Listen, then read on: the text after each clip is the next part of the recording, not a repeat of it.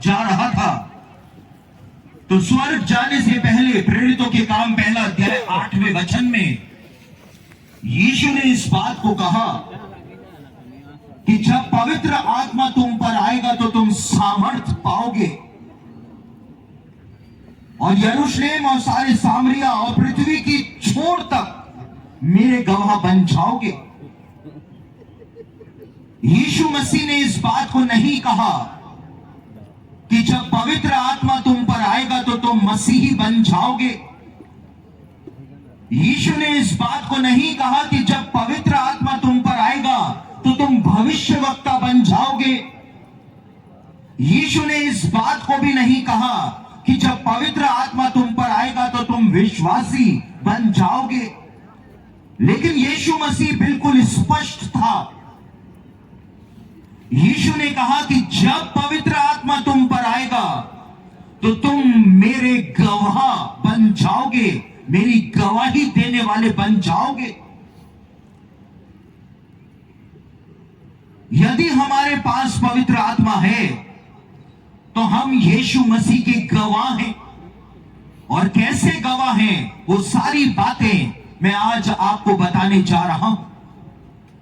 पहला थिस्सलुनीकियों उसका 5 अध्याय और उसके 19वें वचन के अंदर पौलुस ने एक बात को लिखा थिस्सलुनीकियों की कलीसिया को। पहला थिस्सलुनीकियों उसका 5 अध्याय उसके 19वें वचन के अंदर पौलुस कलीसिया के विश्वासियों को पवित्र आत्मा के विषय में निर्देश देता है और कहता है आत्मा को ना बुझाओ। और हैरानी होती है इस वचन को पढ़कर कि जब बाइबल के वचनों की गिनती लिखी जा रही थी, उनकी नंबरिंग करी जा रही थी, तो पहला थिस्सलुनीकियों 5 अध्याय और उसके 19वें वचन को अलग से एक पद बनाया गया। कुछ शब्दों का एक पद बनाया गया, अलग से उसको रखा गया। वहां पर पौलुस कहता है पवित्र आत्मा को ना बुझाओ। पौलुस ने क्यों इतनी गंभीरता से इस बात को बोला? क्या पवित्र आत्मा कोई मोमबत्ती है? क्या पवित्र आत्मा कोई दिया है, लैंप है कि उसको फूंक मार करके बुझाया जा सकता है? क्यों पौलुस ने पवित्र आत्मा के बारे में इस बात को लिखा कि आत्मा को ना बुझाओ, यानी कि पवित्र आत्मा को बुझाया जा सकता है? इसीलिए तो पौलुस ने इस बात को लिखा था। और कलीसिया इतिहास में मैं सोचता हूं कि पौलुस ही शायद एक ऐसा व्यक्ति था जिसने पवित्र आत्मा को बहुत ज्यादा घनिष्ठता से जाना था, उसके बारे में समझा था। और पौलुस कहता है आत्मा को ना बुझाओ, यानी पवित्र आत्मा को बुझाया जा सकता है। कैसे बुझाया जा सकता है, इस बात को मैं भी कभी नहीं समझा था।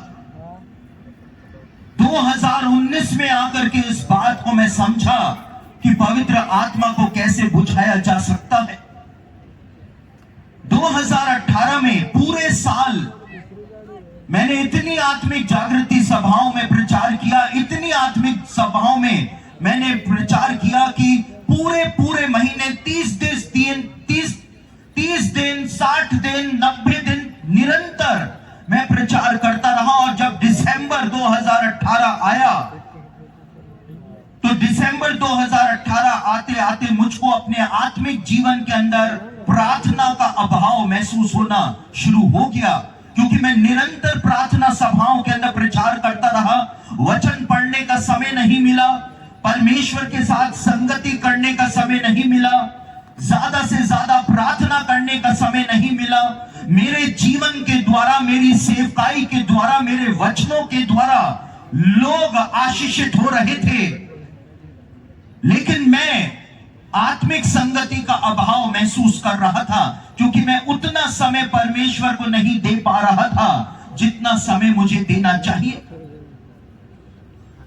और दिसंबर 2018 में मैंने इस बात का निर्णय लिया कि 2019 में मैं कम से कम आत्मिक जागृति सभाओं में प्रचार करूंगा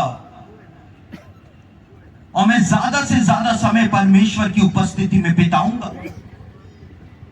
और उसके बाद जब 2019 आया तो मेरे पहले से निर्धारित जो कार्यक्रम थे उड़ीसा के अंदर, महाराष्ट्र के अंदर, उनको निपटाने के बाद जब मैं मार्च में घर पहुंचा और मैंने घर पहुंच करके आत्मिक संगति करनी शुरू करी, तो शायद आप लोगों को यह बात पता ना हो, लेकिन जो मेन लाइन चर्च होते हैं वो मार्च और अप्रैल के अंदर एक सीजन को मनाते हैं जिसको लेंट कहा जाता है।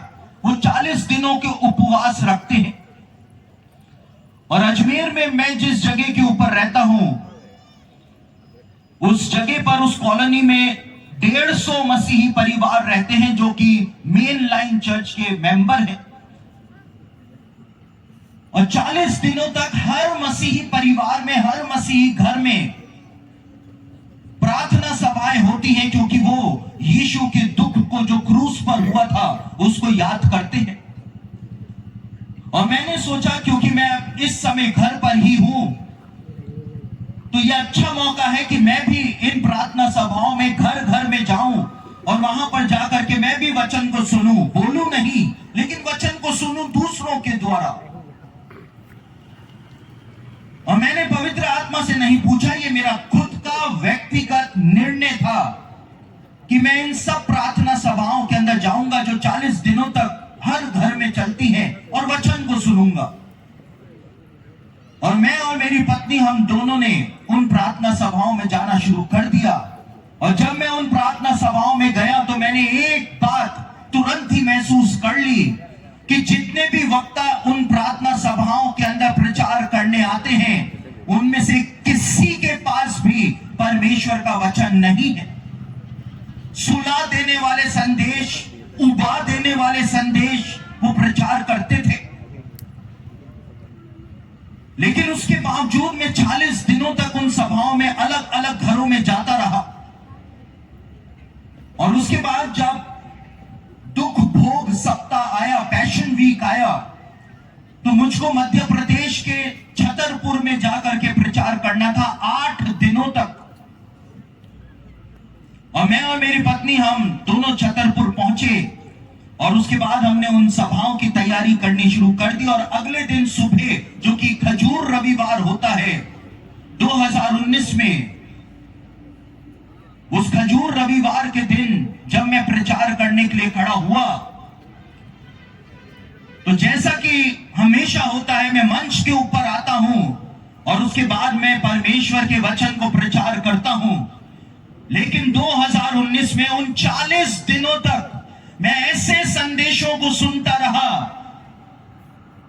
जो संदेश सुला देने वाले संदेश थे, उबा देने वाले संदेश थे, आत्मिक उदासी लाने वाले संदेश थे, क्योंकि जो वक्ता आते थे उनके पास परमेश्वर का वचन था ही नहीं। और जैसे ही मैंने प्रचार करना आरंभ किया खजूर रविवार के दिन 2019 में, मैंने तुरंत ही इस बात को महसूस कर लिया कि मुझसे तो प्रचार किया ही नहीं जा रहा था। और मैंने प्रचार करते हुए संघर्ष करना शुरू कर दिया। मुझको समझ में ही नहीं आ रहा था कि प्रचार करना कैसे है। सालों सालों का मेरा सेवकाई का अनुभव जो था वो मैंने झोंक दिया, लेकिन मुझसे तो प्रचार हो ही नहीं रहा था। और मैं परेशान हो गया। सामने जो लोग बैठे हुए थे उन्होंने मुझे घूर घूर करके देखना शुरू कर दिया कि इतना माना हुआ प्रचारक ये कैसे एक अनाड़ी की तरह प्रचार कर रहा है। और मैं खुद संघर्ष कर रहा था। वचन का प्रचार करते करते मैंने प्रार्थना करी कि प्रभु मुझे क्या हो गया है, मेरी मदद करिए। और जैसे ही मैंने ये प्रार्थना करी तो पवित्र आत्मा ने तुरंत जवाब दिया कि मैंने मेरे वचन के अंदर लिखवाया है कि आत्मा को ना बुझाओ, और तूने बीते 40 दिनों तक उसी काम को किया है और उसी का ये परिणाम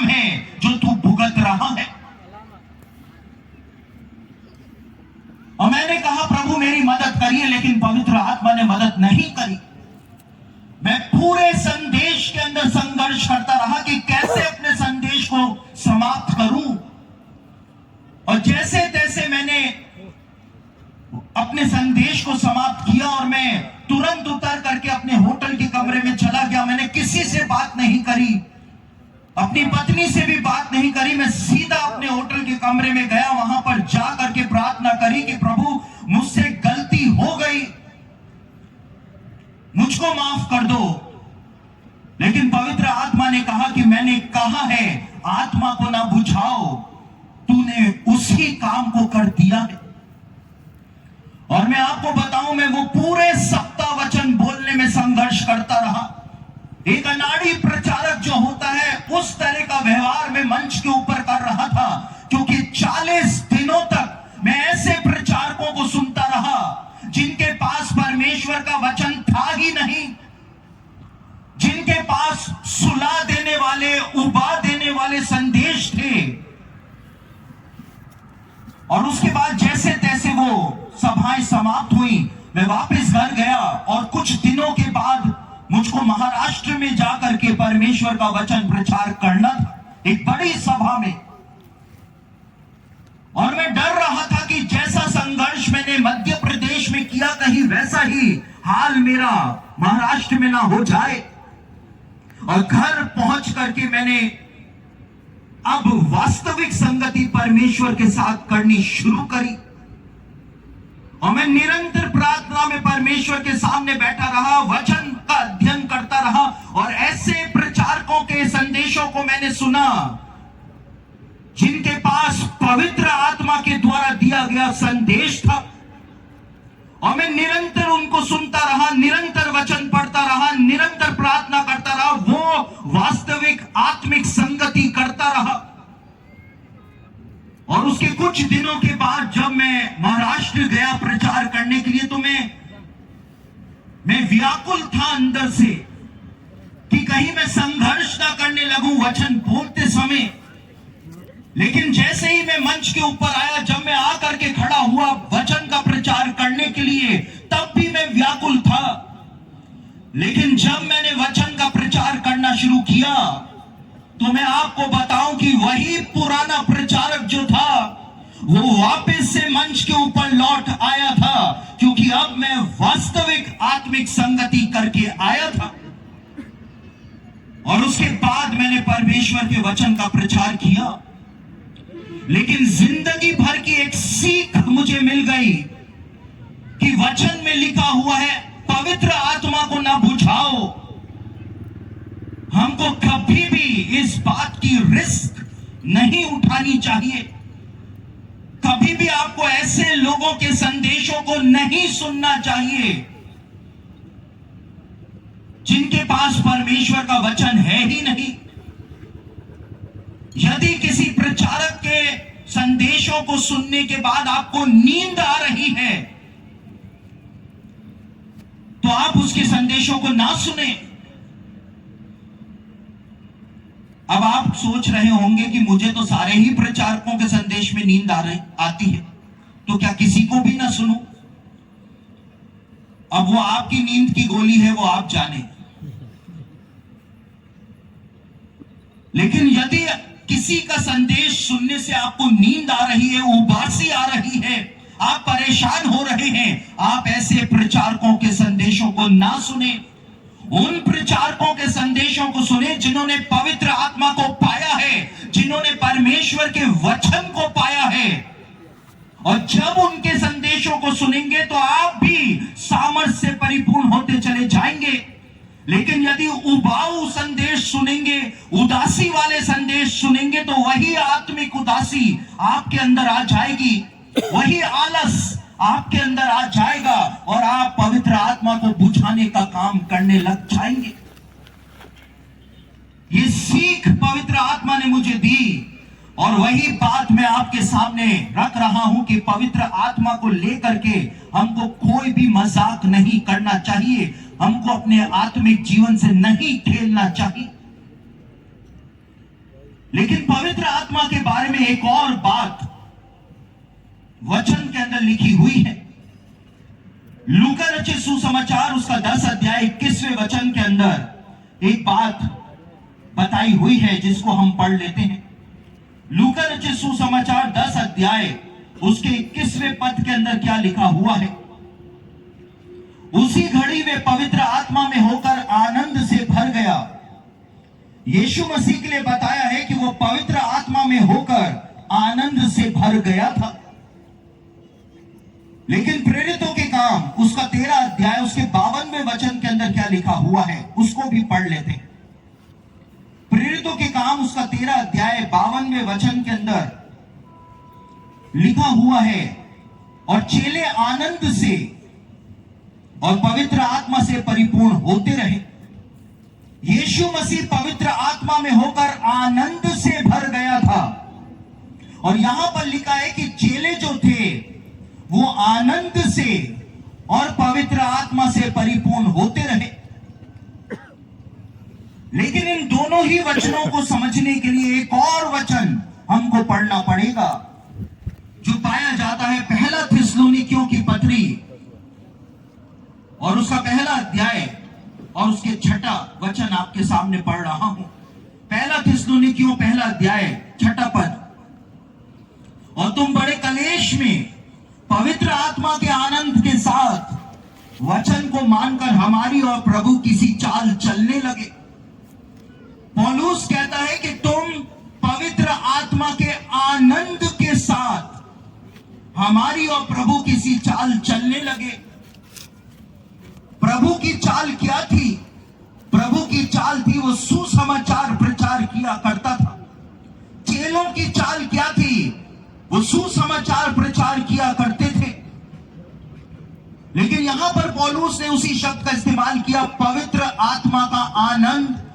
यीशु मसीह पवित्र आत्मा के आनंद से भर गया, चेले पवित्र आत्मा के आनंद से भर गए। थिस्सलुनीकियों की कलीसिया के विश्वासी पवित्र आत्मा के आनंद से भर गए।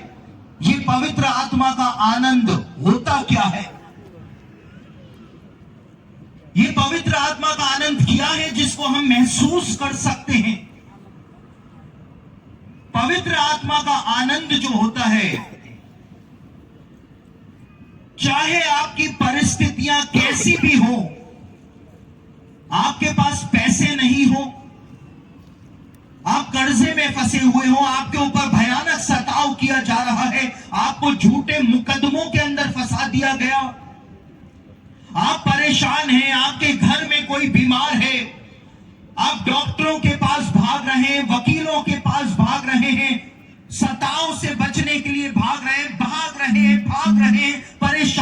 परेशान हैं। लेकिन इतनी कठिन परिस्थितियों होने के बावजूद जब एक अजीब प्रकार की शांति आपके अंदर रहती है, आपके मन में रहती है, उसको पवित्र आत्मा का आनंद कहा जाता है। परिस्थितियां चाहे कैसी भी क्यों ना हो जाएं, लेकिन वो शांति जो अंदर बनी रहती है उसको पवित्र आत्मा का आनंद कहा जाता है। और जिनके पास पवित्र आत्मा होता है, केवल वो ही उस आनंद को महसूस कर पाते हैं।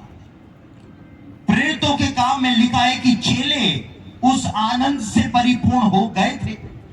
उनके ऊपर सताव किया जा रहा था, उन पर पथरवाह किया जा रहा था, उनको जेल खानों में डाला जा रहा था, मारा जा रहा था, पीटा जा रहा था, लेकिन उसके बावजूद एक अजीब प्रकार की शांति उनके अंदर थी, और इसीलिए वो आनंद से परिपूर्ण थे, खुश होकर के घूमा करते थे। एक कहावत है, आप लोगों ने सुनी हो पता नहीं। एक कहावत है कि आपके दुश्मनों की सबसे बड़ी सजा यह होती है कि आप खुश रहो। हेलो, आपके दुश्मनों की सबसे बड़ी सजा ही यह है कि आप खुश रहो। लेकिन परिस्थितियां ऐसी होती हैं कि हम खुश नहीं रह पाते हैं, इस वजह से शत्रु खुश रहता है। शैतान आपको कुचलने पर आमादा है, हमारा शत्रु है, दुश्मन है। उसकी सबसे बड़ी हार है कि हम पवित्र आत्मा के द्वारा आनंद से परिपूर्ण रहे, शांति से परिपूर्ण रहे, उसकी सबसे बड़ी हार वहीं पर ही हो जाती है। बाइबल में पवित्र आत्मा के बारे में एक और बात बताई गई है। जब पवित्र आत्मा किसी को दिया जाता है या लोगों के ऊपर पवित्र आत्मा उतरता है, तो हमेशा बाइबल के अंदर बोला गया है कि पवित्र आत्मा उंडेला जाएगा, पवित्र आत्मा उंडेल दिया गया। पवित्र आत्मा उतरा नहीं, पवित्र आत्मा को उंडेला गया। क्यों उंडेला गया? प्रेरितों के काम उसका 2 अध्याय 17 और 18 वचन आपके सामने पढ़ रहा हूं। प्रेरितों के काम 2 अध्याय 17 और 18 पद में लिखा है, अंत के दिनों में ऐसा होगा कि मैं अपना आत्मा सब मनुष्यों पर उंडेलूंगा